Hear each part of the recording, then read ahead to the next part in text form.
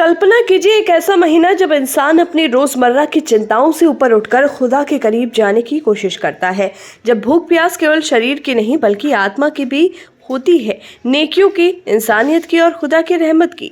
रमजान महज एक कैलेंडर में दर्ज महीना नहीं बल्कि एक आध्यात्मिक सफर है जहां इंसान अपनी इच्छाओं पर नियंत्रण रखकर खुद को पाक करने की कोशिश करता है। यह महीना हमें सिखाता है कि असली भूख रोटी की नहीं बल्कि सच्चाई, ईमानदारी और नेकी की होती है। रमजान हमें यह एहसास दिलाता है कि जिंदगी सिर्फ खाने पीने और दुनियादारी में नहीं बसी बल्कि आत्मशुद्धि और खुदा की इबादत में भी एक गहरी शांति है। रमजान का महत्व इस्लाम में बहुत गहरा है। ऐसा माना जाता है कि इसी महीने में पैगंबर हजरत मोहम्मद पर इस्लाम की सबसे पवित्र किताब कुरान शरीफ की पहली आयतें नाजिल हुई थी। यही वजह है कि इस महीने को इबादत, संयम, दान और खुदा की रहमत पाने का सबसे बड़ा अवसर माना जाता है। ये महीना मुसलमानों के लिए एक इम्तिहान की तरह है, जहां वो न केवल भूख प्यास पर नियंत्रण रखते हैं बल्कि हर उस बुरी आदत से खुद को रोकते हैं जो आत्मा को कलुषित करती है। रमजान की शुरुआत इस्लामी कैलेंडर के 90 महीने में होती है, जब शाबान का महीना समाप्त होता है और रमजान का चांद नजर आता है। इसी चांद के दिखने के साथ एक महीने की इबादत और रोजे का सिलसिला शुरू होता है जो अगले चांद तक जारी रहता है। इस दौरान हर मुसलमान के लिए रोजा रखना फर्ज होता है, मगर रोजा सिर्फ भूखे प्यासे रहने का नाम नहीं है। इस्लाम में इसे आत्मसंयम और आत्मशुद्धि की प्रक्रिया माना जाता है, जिसमें इंसान को अपनी हर इंद्रिय, आंख, कान, जुबान, हाथ और दिल सब पर नियंत्रण रखना होता है। रमजान में मुसलमान सुबह सूरज निकलने से पहले सहरी करते हैं, जिसमें हल्का फुल्का खाना खाया जाता है। इसके बाद पूरे दिन कोई भी चीज़ खाने पीने की इजाज़त नहीं होती, यहाँ तक कि पानी भी नहीं। मगर रोज़ा केवल भूख और प्यास से बचने का नाम नहीं बल्कि हर गलत काम से खुद को दूर रखने का इरादा भी होता है।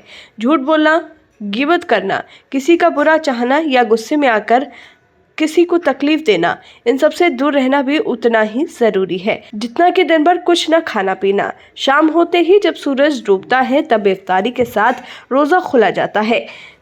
इफ्तार के दौरान सबसे पहले खजूर और पानी को लेकर रोजा खुला जाता है, क्योंकि पैगंबर साहब ने भी यही तरीका अपनाया था। इसके बाद हल्का खाना खाया जाता है।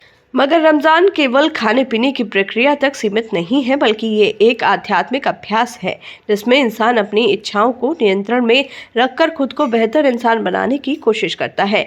रमजान के दौरान एक और खास इबादत होती है तरावीह की नमाज। ये विशेष रूप से रमजान में ही पढ़ी जाती है और रात में मस्जिद में सामूहिक रूप से अता की जाती है।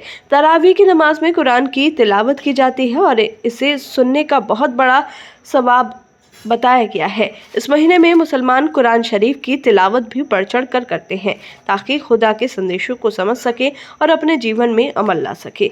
रमजान सिर्फ इबादत और रोजे तक सीमित नहीं है बल्कि इस्लाम में इसे दान पुण्य का महीना भी माना जाता है।